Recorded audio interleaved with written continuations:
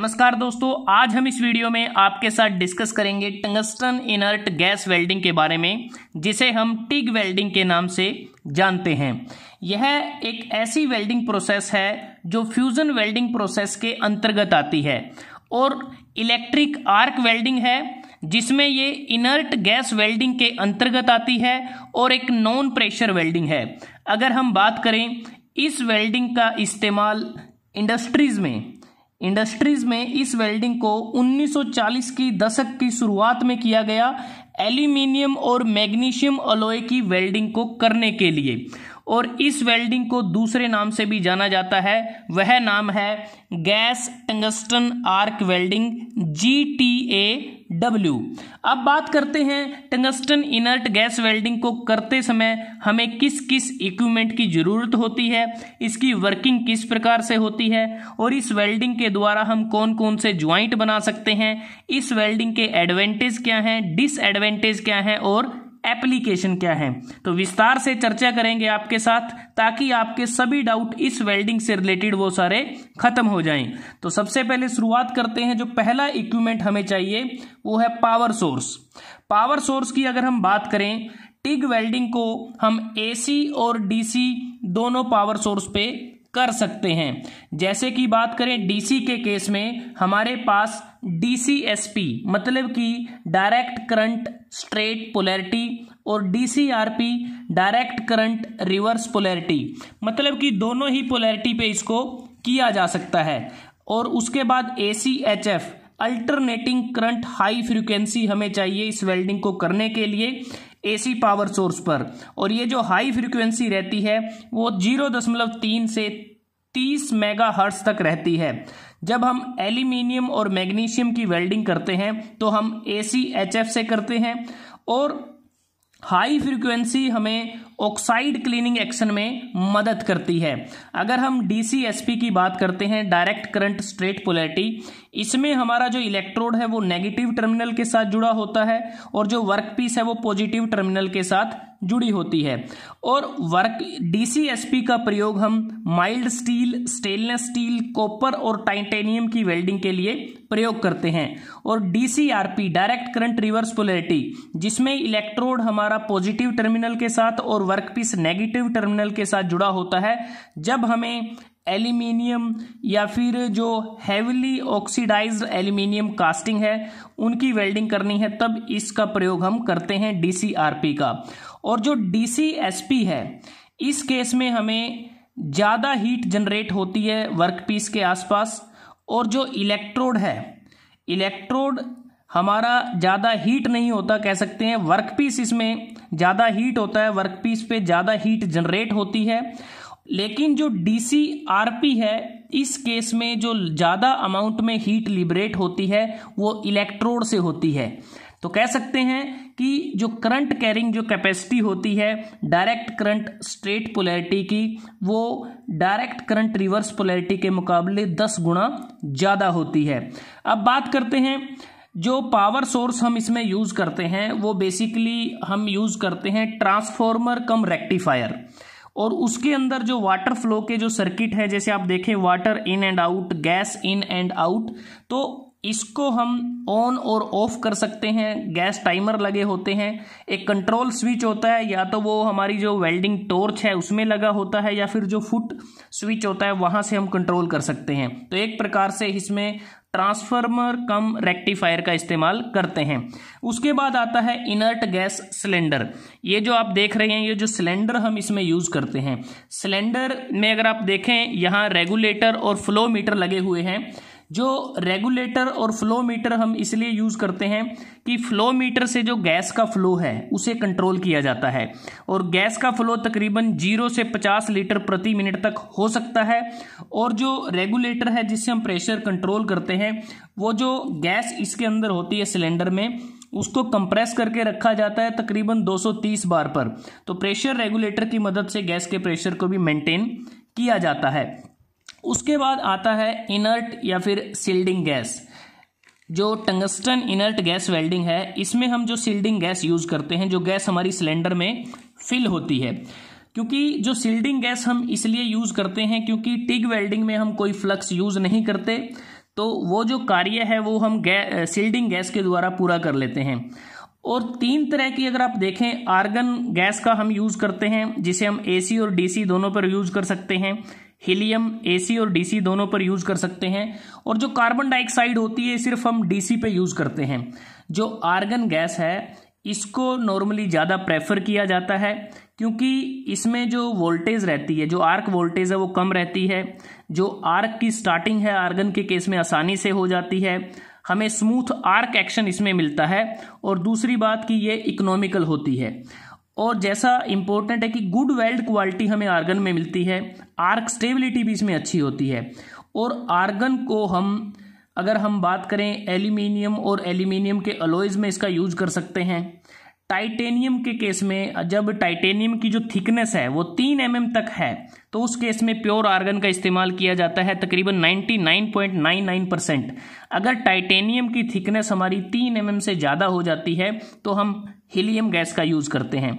इसके अतिरिक्त आर्गन को हम जो लो अलॉय स्टील हैं, स्टेनलेस स्टील और कॉपर, इन सभी की वेल्डिंग में इसका इस्तेमाल किया जाता है। अब बात करते हैं हीलियम की। हीलियम एक प्रकार से हाई आर्क वोल्टेज इस केस में होता है, उसको ये विदस्टैंड कर सकता है। और इसका हम तब यूज़ करते हैं जब हमें ज़्यादा हीट इनपुट की ज़रूरत होती है, और इसे हम AC और DC दोनों पे कर सकते हैं। और जब हमारा जो वर्कपीस है उसकी थिकनेस 6 mm से ज़्यादा हो जाती है, तो उस केस में जो हीलियम है वो बेस्ट शील्डिंग गैस मानी जाती है। और जैसा हमने बात की कि कॉपर के केस में अगर वर्कपीस की थिकनेस 6 mm से ज़्यादा हो जाए तो उस केस में हम हीलियम प्लस 35% आर्गन का यूज़ करते हैं। और कई बार अगर हम बात करें जो CO2 है, इसको सिर्फ हम वैसे तो इकोनॉमिकल है लेकिन स्लाइटली ज़्यादा करंट की इसे ज़रूरत होती है, और सिर्फ DC वेल्डिंग पावर सोर्स में इसको यूज़ करते हैं जब हमारा इलेक्ट्रोड पॉजिटिव होता है, जैसे कि जब जो इलेक्ट्रोड पॉजिटिव और वर्कपीस नेगेटिव होता है। इसके अतिरिक्त हम नाइट्रोजन का भी यूज़ कर लेते हैं। जब नाइट्रोजन को आर्गन के साथ मिक्स करते हैं तो कॉपर की जब वेल्डिंग करनी होती है तो आर्गन हम नाइट्रोजन का मिक्सचर यूज कर सकते हैं। उसके बाद आता है वेल्डिंग टॉर्च या वेल्डिंग गन। ये आप देख पा रहे हैं इस डायग्राम में, जो वेल्डिंग टॉर्च या जो वेल्डिंग गन है, इसमें बेसिकली 2 टाइप की ये होती हैं। एक होती है वाटर कूल्ड और दूसरी होती है एयर कूल्ड।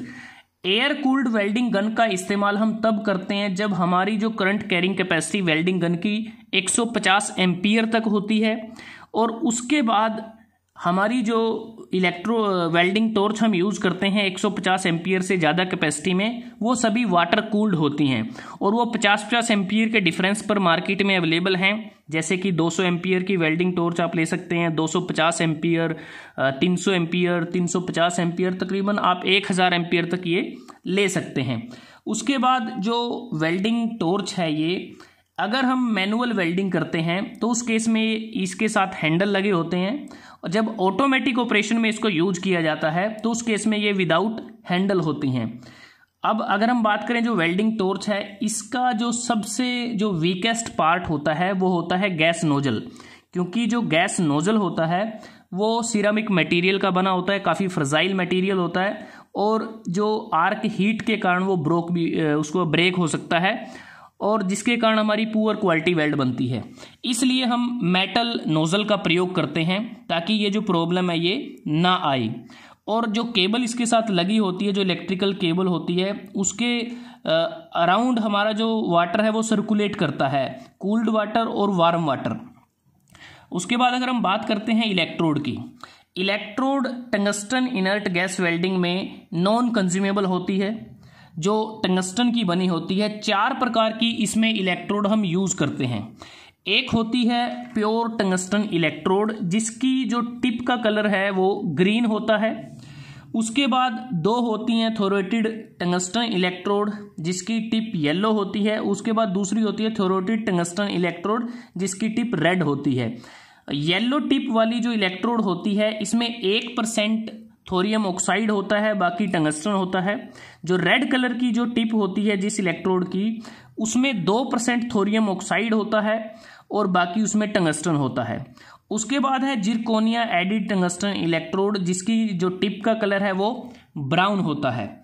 और जो प्योर टंगस्टन इलेक्ट्रोड की अगर हम बात करते हैं ये सबसे कह सकते हैं कि चीप होती है, सस्ती होती है, एक्सपेंसिव नहीं होती और लेस क्रिटिकल जॉब में इसका इस्तेमाल किया जाता है और ये लेस करंट को ये कैरी करती है, लेकिन ये that is more prone to contamination.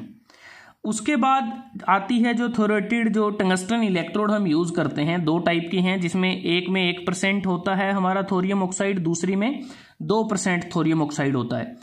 ये हाई करंट को कैरी करती हैं, सबसे ज़्यादा डिज़ायरेबल हैं, इलेक्ट्रॉन एमिसिविटी इनकी बहुत ज़्यादा है और इसके अतिरिक्त ये जो स्टेबल आर्क है उसको ये मेंटेन रखने में मदद करती हैं और कॉन्टामिनेशन के लिए ये ग्रेटर रेजिस्टेंस को प्रोवाइड करती हैं। और जो जिरकोनिया एडिड टंगस्टन इलेक्ट्रोड होती हैं ये प्योर टंगस्टन से बेटर होती हैं, लेकिन जो थोरेटेड टंगस्टन इलेक्ट्रोड है इनसे कम होती हैं। तो कह सकते हैं कि इन दोनों के बीच की जो प्रॉपर्टी है वो इस इलेक्ट्रोड में होती है। उसके बाद बात करते हैं कि जो इलेक्ट्रोड का जो साइज सिलेक्शन है वो मेनली डिपेंड करता है हमारा जो करंट का मैग्नीट्यूड क्या है, किस टाइप का करंट हम यूज़ करते हैं और वर्क पीस का मटेरियल और टाइप क्या है उस पर डिपेंड करता है। इलेक्ट्रोड का जो डायामीटर है वो 0.5 mm से 6.5 mm के बीच में हो सकता है। करंट कैरिंग कैपेसिटी 5 एम्पियर से 630 एम्पियर के बीच में हो सकती है। उसके बाद अगर हम बात करें जो इलेक्ट्रोड हम यूज़ करते हैं इसमें हमें जो कम्बिनेशन चाहिए करैक्टरिस्टिक्स का वो क्या क्या होना चाहिए। एक तो वो इलेक्ट्रिकल रेजिस्टेंस उसका कम होना चाहिए, मेल्टिंग पॉइंट ज़्यादा चाहिए क्योंकि टंगस्टन का मेल्टिंग पॉइंट तकरीबन 3410 डिग्री सेल्सियस होता है और इनका गुड एमिशन ऑफ इलेक्ट्रॉन होना चाहिए, गुड थर्मल कंडक्टिविटी होनी चाहिए। ये बेसिक करैक्टरिस्टिक्स हैं जो हमारी रिक्वायरमेंट रहती है। उसके बाद आता है फिलर मेटल।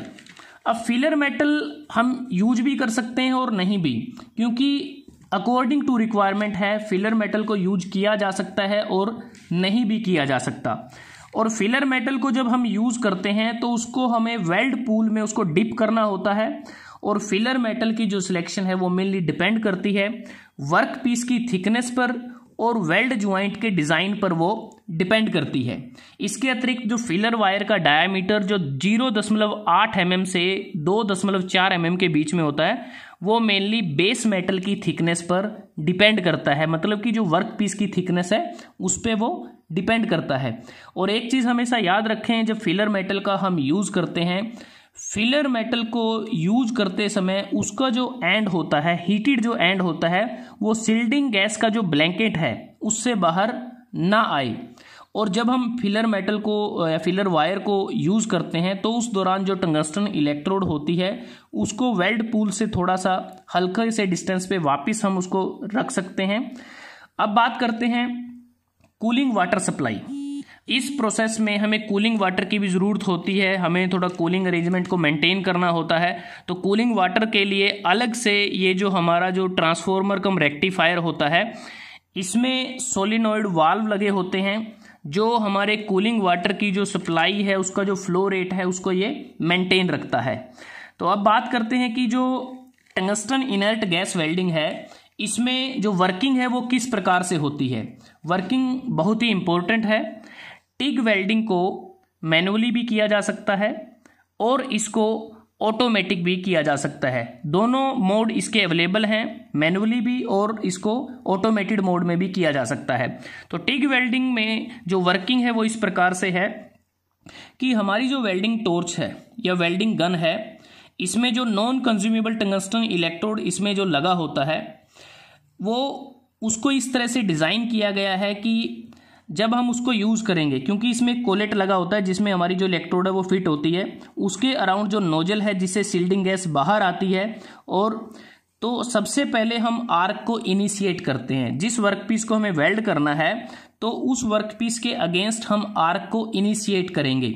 अब आर्क को इनिशिएट करने के लिए इसमें मेनली क्या होता है कि टच एंड ड्रा करते हैं, हम टच करते हैं फिर उसको ड्रा कर लेते हैं और इस प्रकार आर्क को इनिशिएट किया जाता है, जैसा कि हम सील्डेड मेटल आर्क वेल्डिंग में करते हैं। तो इसके अलावा दूसरा मेथड होता है कि या तो हम जो कार्बन ब्लॉक या ग्रेफाइट ब्लॉक पे टच कर सकते हैं या कोई जो स्क्रैप मटेरियल है उस पर उसको टच कर सकते हैं, तब ऐसे हम आर्क इनिशिएट कर सकते हैं।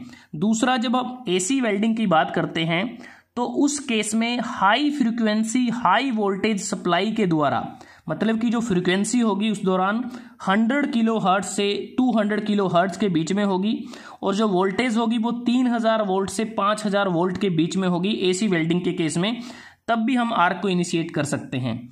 या फिर लो करंट पायलट आर्क जो डीसी वेल्डिंग में हम करते हैं उससे भी कर सकते हैं। और जब एक बार आर्क इनिशिएट हो जाती है तो उसको हम अलोंग द जो ज्वाइंट है लेकर चलते हैं। एक बार जो स्टार्ट हो गया है, क्योंकि जो आर्क है उसको हम स्मॉल सर्कल में उसको मूव किया जाता है ताकि जो वेल्ड पूल है उसको हम सूटेबल साइज का बना सकें। और एक बार जो वेल्ड पूल हमारा डिजायर्ड साइज का बन गया तो हम जो स्टार्टिंग पॉइंट होता है उस स्टार्टिंग पॉइंट से हम वेल्ड को कंप्लीट करते चलते हैं, टॉर्च को मूव करते हुए डिजायर्ड वेल्डिंग स्पीड पर। और जैसा हमने बात की कि फिलर मेटल को हम आवश्यकता अनुसार ऐड भी कर सकते हैं और नहीं भी कर सकते, वो डिपेंड करता है हमारी ज़रूरत पर। अगर हम फिलर मेटल को यूज़ करते हैं तो उस केस में जो वेल्डिंग टॉर्च है और जो फिलर रोड होगी उन दोनों को हम स्मूथली मूव करेंगे अलोंग द ज्वाइंट, और जो वेल्ड पूल है ताकि हमारा कांस्टेंट जो कंसिस्टेंट साइज का वो मेंटेन रहे। और ये भी हमें ध्यान में रखना है कि जो फिलर वायर हम यूज़ करते हैं वो जो फिलर वायर है वो शिल्डिंग गैस की जो कवरिंग बनी है, जो ब्लैंकेट बनी है जिसने वेल्ड पूल को कवर कर रखा है, उससे बाहर हम उसको लेकर ना जाएं जब तक हमारा जो वेल्ड है वो सॉलिडिफाइड नहीं हो जाता।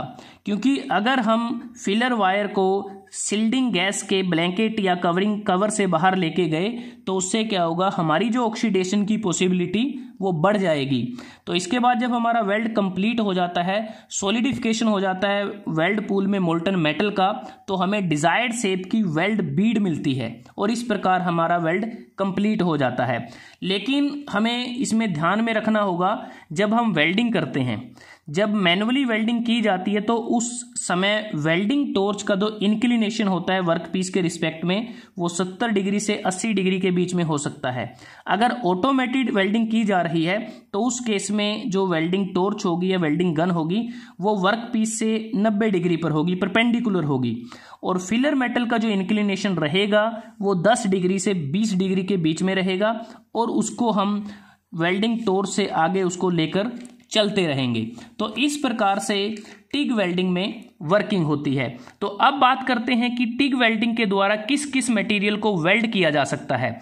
बहुत सारे मटेरियल हैं, मोनल है, इनकोनल है, nimonic alloys, silver, molybdenum, tungsten, carbon steel, stainless steel, nickel, aluminium, magnesium, brass, copper, bronze, titanium इत्यादि। और इस वेल्डिंग के द्वारा जो ज्वाइंट हम बना सकते हैं, butt joint, lap joint, fillet और T joint, corner joint, edge joint, plug joint, strapped joint, slotted lap joint. लेकिन ये जो प्रोसेस है फिलेट ज्वाइंट के लिए कम सूटेबल रहती है। अब बात करते हैं टिग वेल्डिंग की एडवांटेज की। इसकी एडवांटेज बहुत सारी हैं क्योंकि इस प्रोसेस को हम आसानी से मैकेनाइज कर सकते हैं, ऑटोमेटिक इसको किया जा सकता है और इसमें हमें किसी फ्लक्स की ज़रूरत नहीं होती, इसलिए फ्लक्स इंट्रैप्टमेंट का जो खतरा रहता है वो इसमें नहीं होगा। और इसमें अलग से जब फ्लक्स हम यूज़ नहीं करते तो कोई फ्यूम्स वगैरह बहुत ही कम इसमें प्रोड्यूस होंगे। इस केस में जो विजिबिलिटी होती है आर्क की बिल्कुल क्लियर होती है। वेल्ड को हम सभी पोजीशन में कर सकते हैं। थिन मटेरियल्स पर हमें हाई क्वालिटी की वेल्डिंग मिलती है।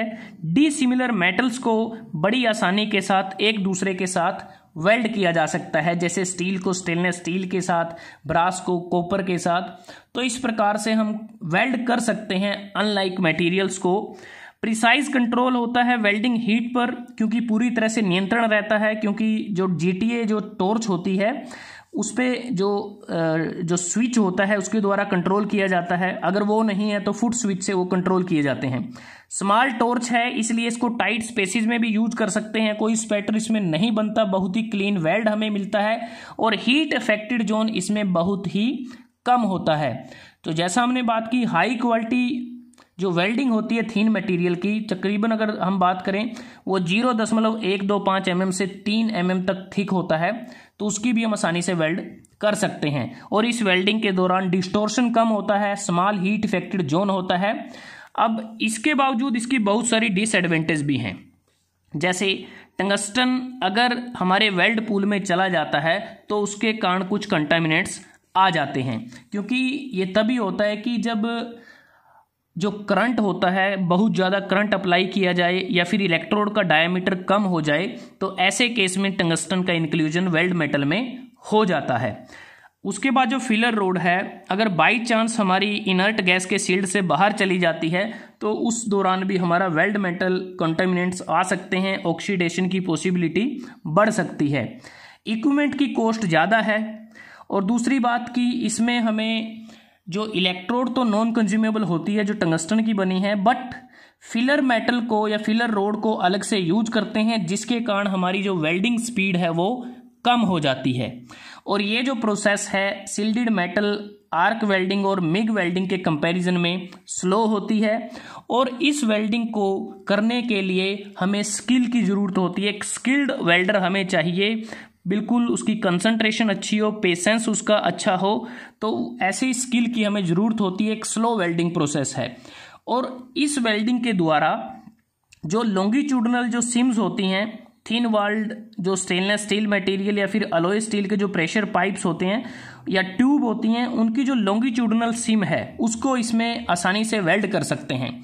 अगर एप्लीकेशन की बात करते हैं, बहुत सारी एप्लीकेशन हैं एयरक्राफ्ट इंडस्ट्रीज़ में। एयरक्राफ्ट इंडस्ट्री में जब हम वेल्डिंग करते हैं इस प्रोसेस के द्वारा, तो एयरक्राफ्ट फ्रेम, जेट इंजन के जो केसेस होते हैं, रॉकेट मोटर चैम्बर या जो केसेस के वेल्ड करने हैं, ट्रांजिस्टर केसेस की वेल्डिंग में, इंस्ट्रूमेंट इंडस्ट्री में इसका यूज़ है, केमिकल और पेट्रोलियम इंडस्ट्री में यूज़ है, न्यूक्लियर प्लांट में इसका यूज़ है। इसके अतिरिक्त बात करें मेंटेनेंस और रिपेयर वर्क के लिए भी इसका प्रयोग किया जाता है। तो दोस्तों, आज हमने इस वीडियो में आपके साथ डिस्कस किया tungsten inert gas arc welding के बारे में, जिसे हम टिग वेल्डिंग के नाम से भी जानते हैं, और जिसका दूसरा नाम गैस टंगस्टन आर्क वेल्डिंग है, GTAW। अगर आपको ये वीडियो अच्छा लगा, आप इसको लाइक कर सकते हैं, शेयर कर सकते हैं अपने दोस्तों के साथ, स्टूडेंट्स के साथ, और चैनल को सब्सक्राइब करना ना भूलें। जल्दी हाजिर होते हैं एक नए वीडियो के साथ। तब तक के लिए धन्यवाद। आपका दिन शुभ रहे।